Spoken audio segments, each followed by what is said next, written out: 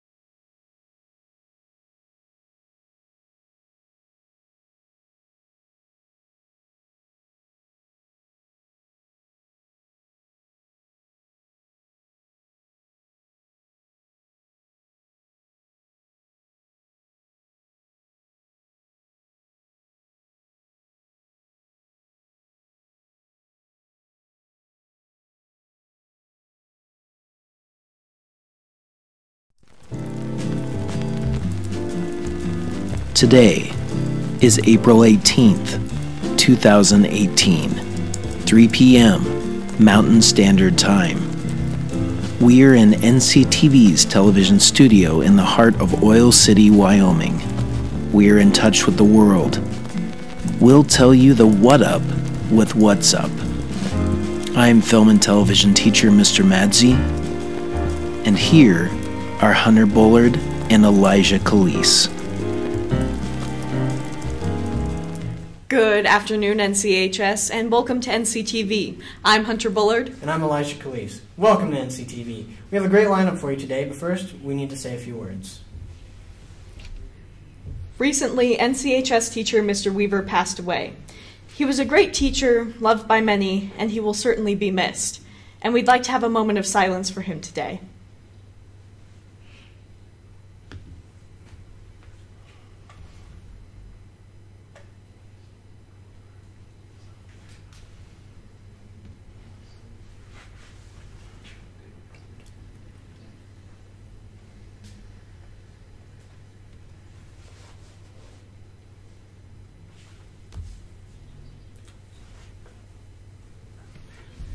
Thank you for your respect, and rest in peace, Mr. Weaver. Remember that counseling services are available here at NCHS if you are struggling with this loss or with anything else. These friendly people will be happy to help you. Just keep going. Now, on to the show. We'll be everything from academics and activities to upcoming events around town. We'll end the broadcast with a humorous debate. First up is coverage from Casper's favorite modeling event, Mr. Mustang. As we all know, Mr. Mustang is a fundraiser for Make-A-Wish, but it's not only good for that, it'll sure bring you a laugh too. And if you missed it, don't worry, NCTV's got you covered. Okay.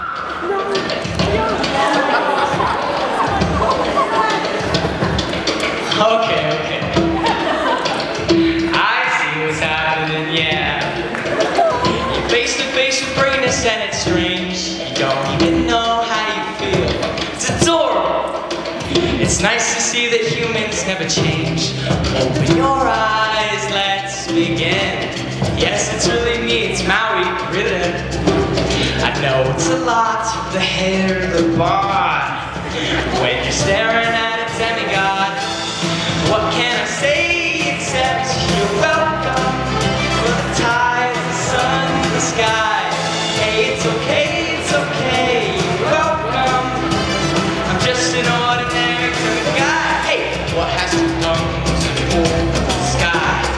you were wobbling yay high in the sky. When the nights got cold, who stole you fire from down below? You looking at him, yo? Oh, so I laugh so the sun. You're welcome to stretch your days and bring you fun. Also, I harness the breeze. You're welcome to fill yourself and shake your trees. So what can I say except you're welcome? For the irons are cold from the sea. There's no need to pray, it's okay. You're welcome. I guess it's just my way of being me. You're welcome. You're welcome. Oh my gosh, Becky, look at her butt. It is so big.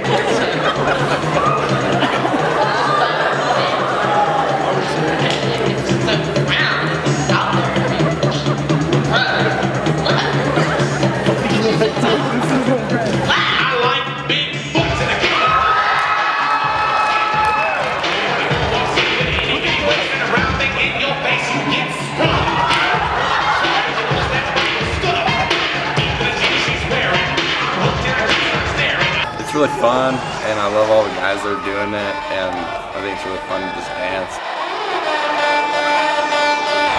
You can't stop looking at me, staring at me, won't be what I see. You can't stop looking at me. Mr. Mustang's also a great fundraiser. It makes a ton of money for Make-A-Wish, so the more kids that take part, the more kids that make it a fun thing.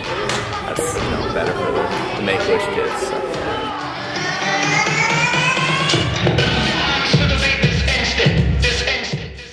Not one to get super embarrassed.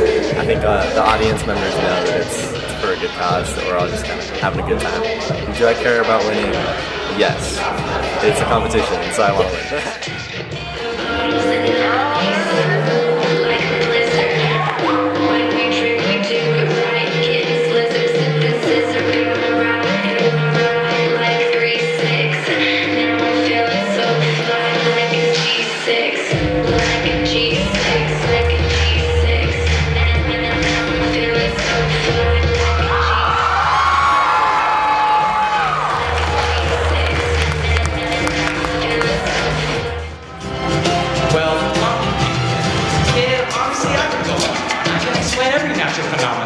I tied the grass to the ground, oh that was now just messing around. I killed an eel, I buried its guts, sprouted a tree, made got coconuts. What's the lesson? What is the takeaway? Don't mess with my ways on our breakaway. And the temperature here in my skin, it's the map of the victories I win. Look where I've been, I make everything happen. Look at that meaning now, we're just ticking. Hey! Well anyway, let me say, you're welcome for this wonderful world you know.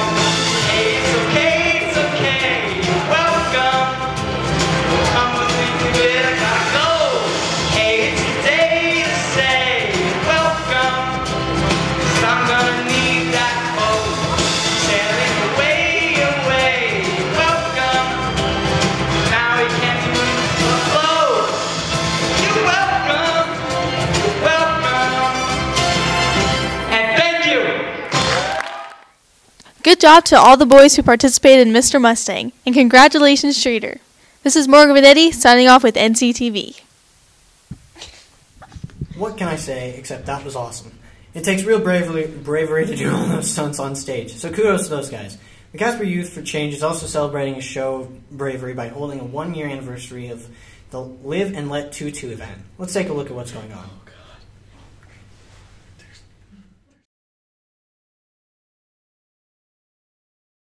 The Casper Youth for Change is an organization of young activists here in Wyoming and specifically Casper who are dedicated to changing our communities for the better. Our most notable accomplishment would most likely be the walkout that we organized. That was a walkout to stand in solidarity with those who had died in Parkland and other mass shootings. We do have some future plans, but nothing that I'm going to comment yet because nothing is quite concrete, but we're looking to do some more long-term activities here in the future. Follow us on Facebook. Last year there was several workplaces across the state to hold the event of Live and Let Tutu more tutus.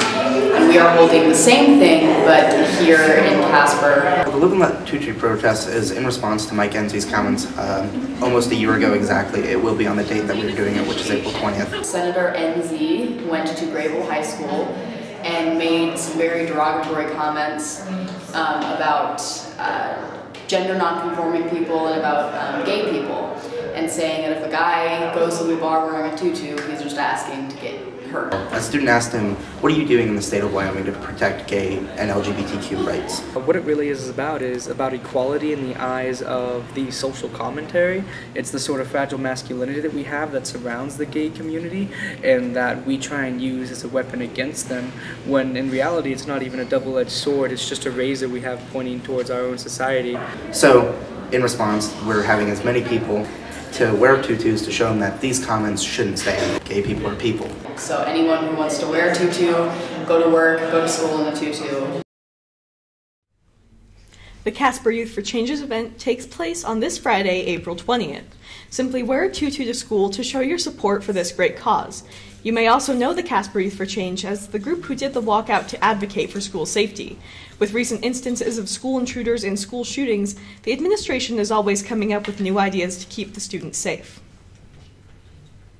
These are used fire hoses that the school district worked with the fire department here in Casper to get. There were old fire hoses that were being discarded. And basically it's a 4-inch piece of fire hose. And we're going to put one of these on the back of each classroom door, just with a little Velcro device. And you slip this thing over the opening arm at the top of the door, and it is another layer of security to prevent someone from getting in a classroom in case the door lock itself, if it isn't locked or the lock has been defeated somehow. Having this in place will make a door virtually unopenable. Just with a little piece of Velcro. In an emergency situation, you just take the hose section and slip it over the opening arm. And even if the door is unlocked, you can't open the door. Try as you might. Now, I've already been asked that the question of, this is really good, but there are also like glass windows adjacent to a lot of our doors here.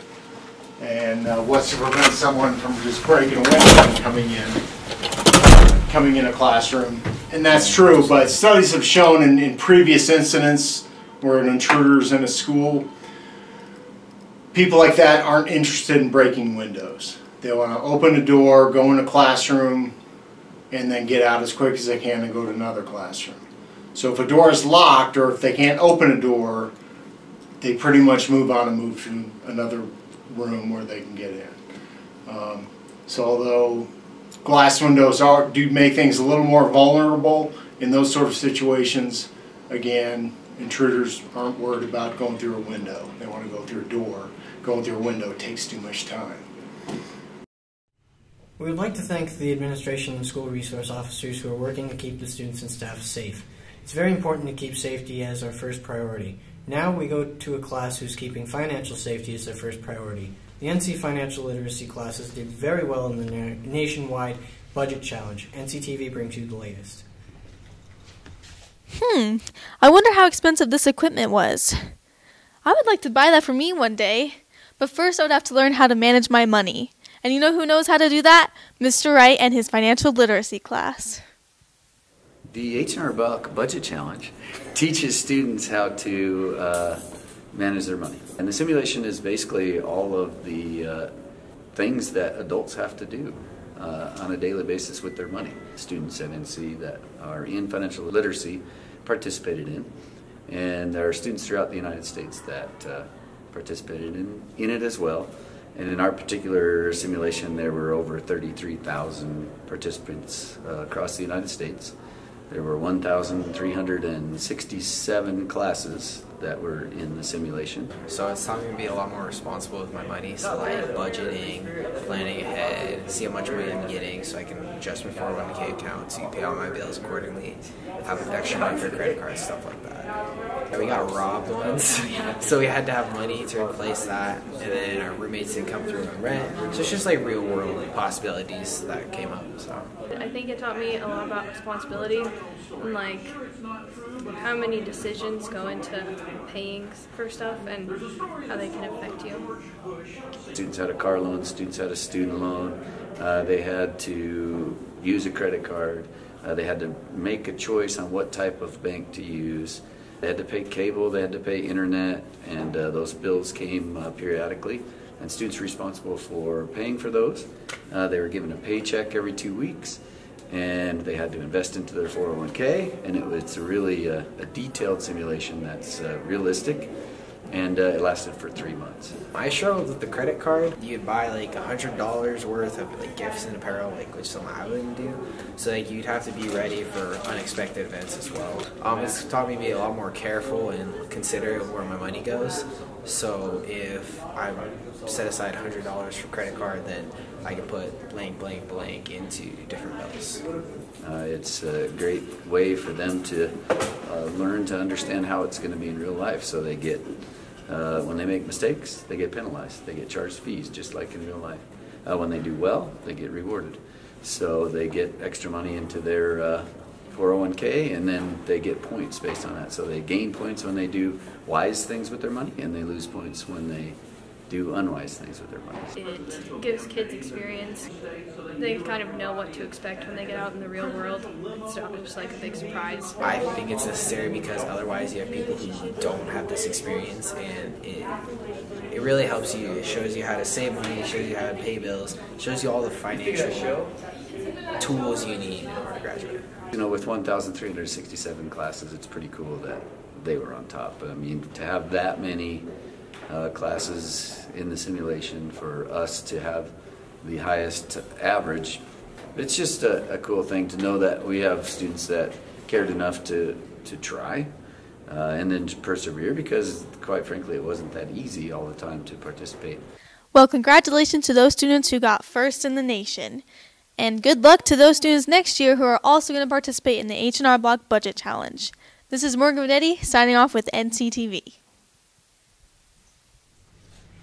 Great job to the NC Financial Lit classes. The success you've gotten is absolutely priceless. Our next story is about the monthly downtown art walk. Let's take a look at Casper's creative side.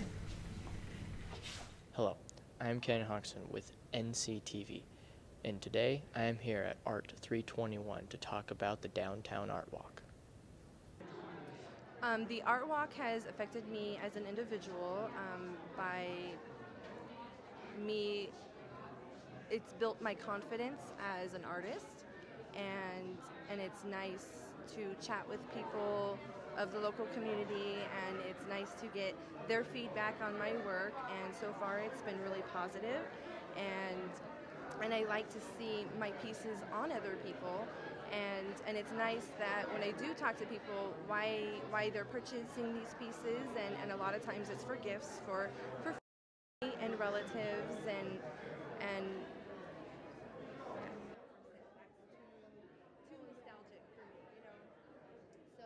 what got me into making these types of art pieces is I just kind of found that this is what I'm good at. I have many people in my family who are artistic. They've worked for Disney and they've worked in the animation department for Disney, but I found that I don't have that type of artistic ability, and so this is kind of what I venture towards. And even as a child, I remember working with my great-grandma, going to visiting her house, and she had jewelry pieces out, and being able to work with her, and she helped me, create some pieces, and I just kind of fell in love with jewelry at that point. And then as I got older, then the more I realized that this is what I like to work with. So. What prompted you guys to want to start this art walk? We wanted to create a community gathering where Casper is coming out together on a single day during one time a month to celebrate in the talents of the community, to celebrate creativity and foster people to try new things and take it out in front of a crowd and to just celebrate the creation process. That's very detailed. That's very nice. So how many artists have been put into this art walk? There's a lot of different artists. There's hundreds, between visual artists to painters to songwriters, musicians, authors, performers. It's not just the visual arts, it's art across the board. All right, now for you, what was the process in which you had to perform to get this art walk going? So we're starting our 4th year. We've done a lot. We started the first year with about 12 businesses participating, and this year we have 33 participants with our art walk, and planning starts a couple months in advance and get the word out and get the participating locations registered, and then separately we have a registry for the artists to add themselves to be connected with businesses. The businesses will seek out an artist for their art walk nights. Yeah, so what we try to do with the art walk, as well as what we try to inspire with everyone participating in the art walk, is we like the art walk itself. Like if you go to the website, it is very creative. I do the design work, and I try to push myself to be a better artist, and I hope to inspire other artists that are participating in the art walk to do the same with their work. Every year, every month that there is an art walk, we hope that everyone's just trying to be better than they were the month before or the year before.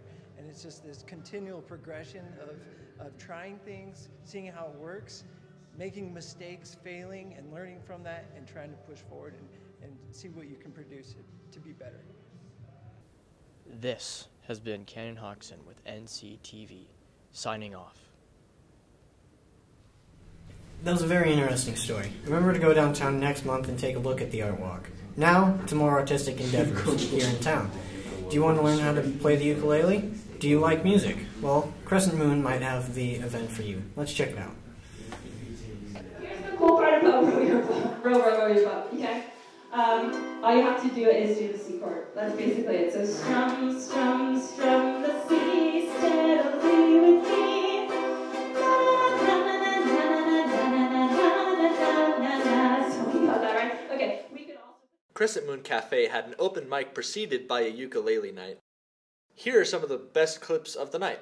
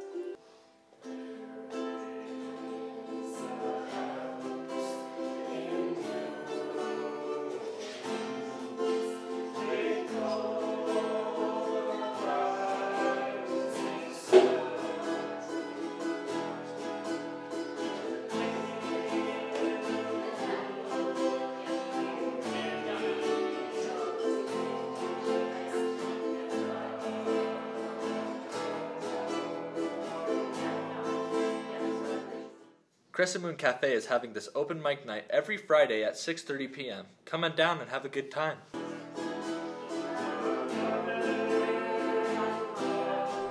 Every Friday evening, Crescent Moon Cafe will host a ukulele night. Swing by, grab some coffee, and listen to the awesome music. Our final segment today is a bit of a humorous one. The NCTV crew recently posed a debate to some of our crew members and fellow Mustangs. Is water wet?